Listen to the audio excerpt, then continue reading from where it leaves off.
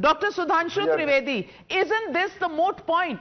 Different parts of Pakistan are in different kind of panic modes.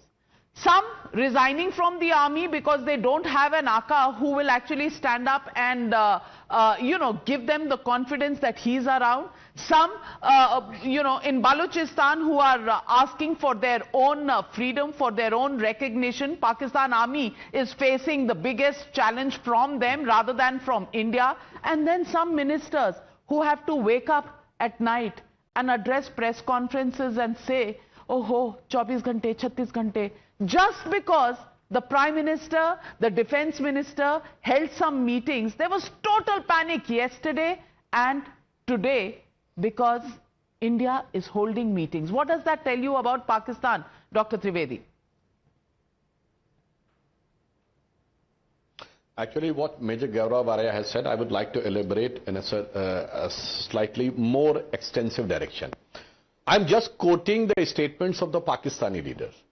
Khwaja Asif in his interview to BBC has said that yes, we have done the dirty work for them for 30 years.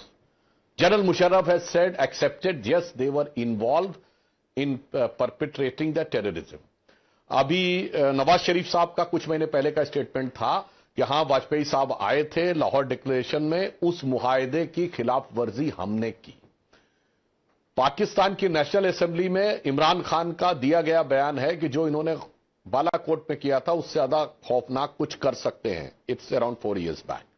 And I would also like to quote, आज जो भी ये बड़ी बड़ी बातें कह रहे हो अपनी नेशनल असेंबली में, I am quoting member of parliament of Pakistan national assembly quoting the then foreign minister Shah Mahmood Qureshi. वो इस वीडियो अवेलेबल है जिसमें वो कह रहे थे कि शाह महमूद कुरैशी साहब बैठे हुए थे, आर्मी चीफ आए और आर्मी चीफ के पांव कांप रहे थे. This is the statement on the floor of the house by a ruling party member of parliament.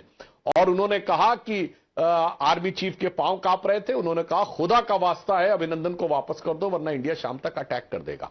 Now the bigger problem with Pakistan is that for 30-40 years those countries who have forced him to do the dirty work, now they are involved in their own personal work. America has no time to think over what is happening in Pakistan. And if you look at China, it is involved in the trade war or the tariff war with Europe and America. And it is looking with a very हसरत भरी निगाहों से हिंदुस्तान को देख रहा था. साहब, एक हफ्ते पहले चाइना का दिया गया बयान है, it's a time to tango between dragon and elephant. अब चाइना तो कैश 22 में फंस गया कि आपका साथ देगा तो इंडिया की मार्केट भी गई. अब इंडिया की मार्केट, यूरोप की मार्केट, अमेरिका की मार्केट गई तो चाइना की मशैयत गई, इकोनॉमी गई. अब आपका साथ देगा तो इकोनॉमी गई और साथ नहीं देगा, अगर वो मतलब इधर ध्यान देगा तो पाकिस्तान गया. और तो और साहब, आपके जो सबसे खासम खास होते थे, हम सफर, हम नियाला, हम प्याला, हम राज, यूनाइटेड अरब अमीरात, वो आपके साथ नहीं. उसने तो आलोचना कर दी, it criticized it. Saudi Arab has criticized it, Iran has criticized it. Sir, look at these two poles of the Muslim world, Iran and Saudi Arab, both have criticized this terror attack. So I think under the dexterous diplomatic leadership of Prime Minister Shri Narendra Modi, we have put Pakistan in such a masterly isolation at the international level कि अगर पाकिस्तान अपनी जमीन से बैठकर अरब और Iran और UAE को देखता होगा तो उसके मुंह से यही निकलता होगा कि इस भरी दुनिया में कोई भी हमारा न हुआ, गैर तो गैर थे, अपनों का सहारा न हुआ.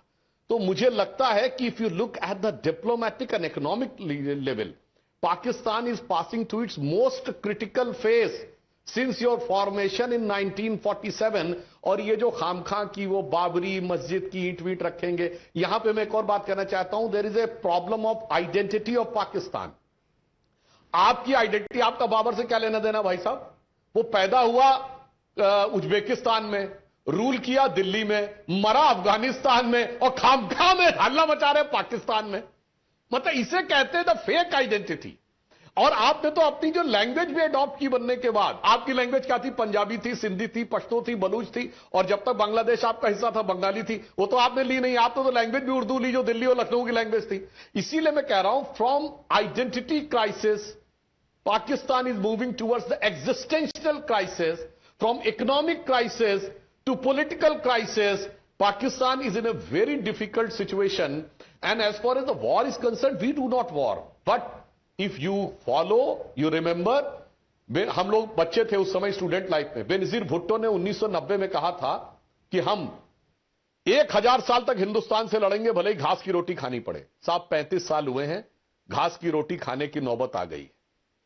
पाकिस्तान की स्थिति इतनी बुरी हो गई है और India 5th largest economy of the world बन गया है, 4th लार्जेस्ट स्टॉक एक्सचेंज बन गया है, 3rd बिगेस्ट ऑटोमोबाइल मैन्युफैक्चर बन गया है, 2nd बिगेस्ट मोबाइल मैन्युफैक्चर बन गया है, डिजिटल ट्रांजैक्शंस में वो नंबर 1 बन गया है।